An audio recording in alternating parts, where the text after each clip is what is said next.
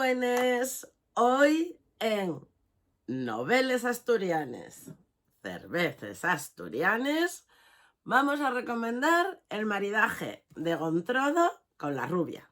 Una protagonista albina que te sumergirá en el medievo y en la historia de Asturias para acompañar con una rubia imprescindible.